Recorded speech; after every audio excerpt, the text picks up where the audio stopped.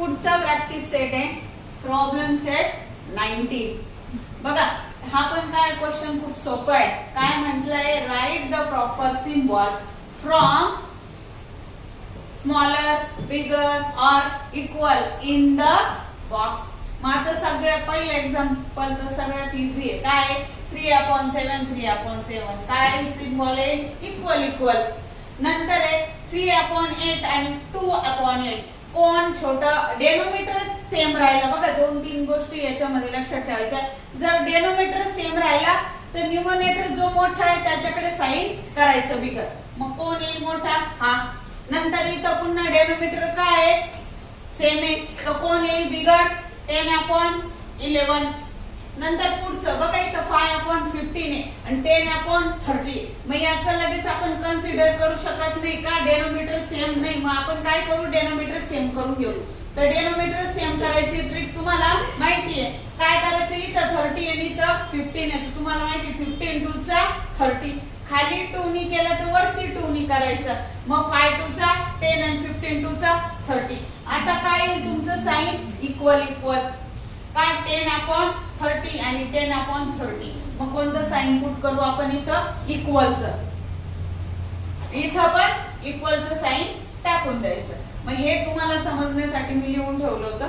नंतर इथं बघा 5/8 आहे आणि नंतर 5/9 आहे. अशा वेळेस काय करायचं, ज्याचा डेनोमीटर आणि न्यूमरेटर दोघं पण काय लहान आहे त्यांना बिगर करायचं. इथं पण कोण येईल बिगर, 4/7. का डेनोमीटर लहान आहे, न्यूमरेटर पण लहान आहे. नंतर इथं पण कोण येईल बिगर, हा 10/11.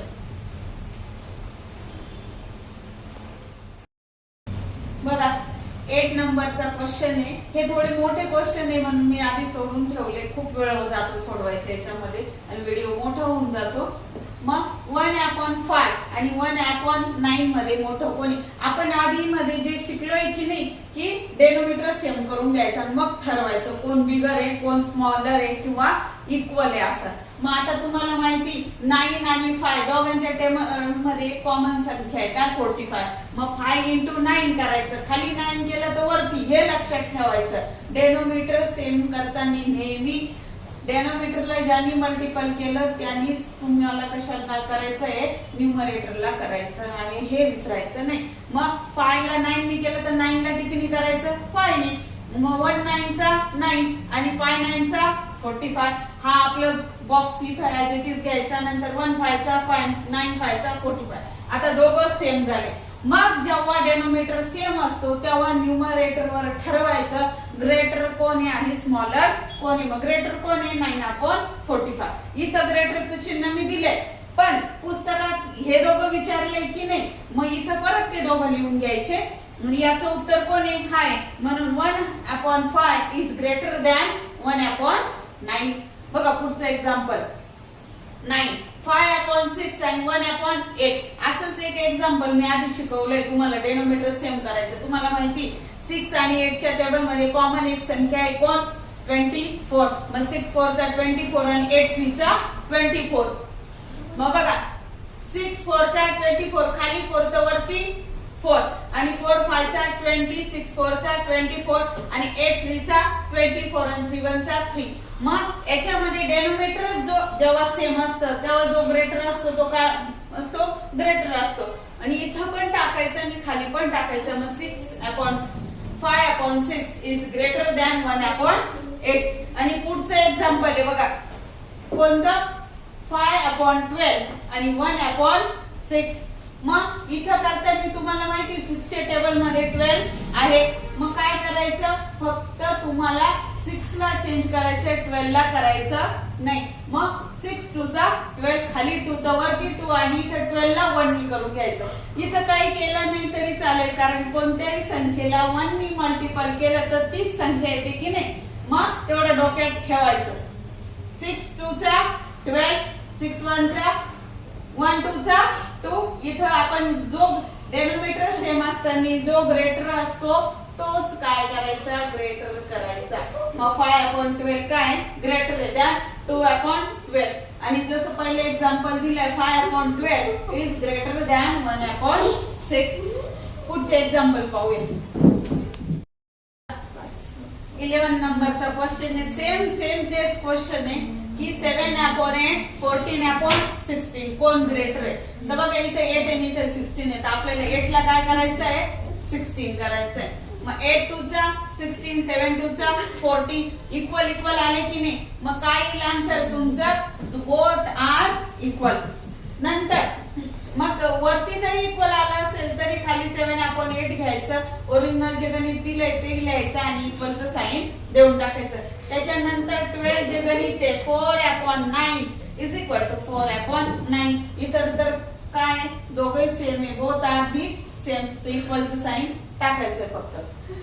नंतर 13 नंबरचं गणित आहे 5/18 आणि 1/9. हे पण गणित आपलं डबल 2-3 वेळेस काय झालंय रिपीट झालंय. बघा 9 च्या टेबल मध्ये 18 किती नंबरला आहे 2 नंबरला. तर 9 2 चा 18 करायचं आणि बाकी याला ऍज इट इज ठेवा, चेंज करायचं नाही. मग डेनोमिनेटर सेम असताना जो जी संख्या ग्रेटर राहते त्याच्याकडे तुम्ही काय करायचं सिंबल करायचं. मग 5/18 काय तुमचं ग्रेटर आहे. 5/18 is greater than 1/9.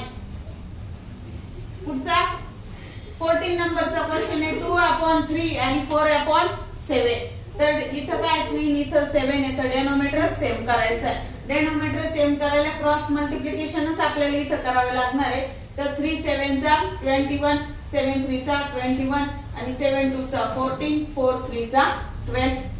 Denominator same असताना जे मोठं असतं त्याला काय करायचं तुम्ही ग्रेटरचं सिम्बॉल द्यायचं. आणि म्हणून इथं 14/21 इज ग्रेटर दॅन 12/21.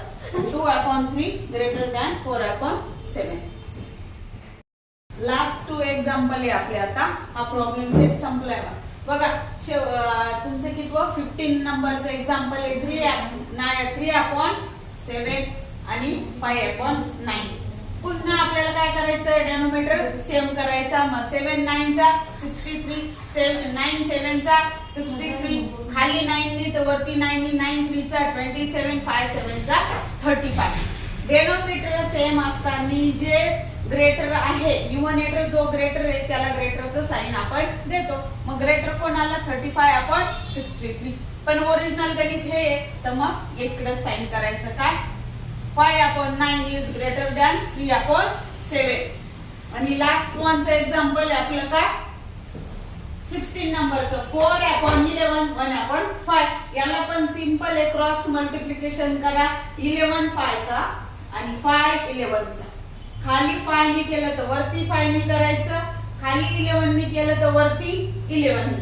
मग 4 5 चा 20 11 1 चा 11 11 5 चा 55 11 5 चा 55. मग ग्रेटर कोण आहे 20/55 म्हणजेच कोण 4/11.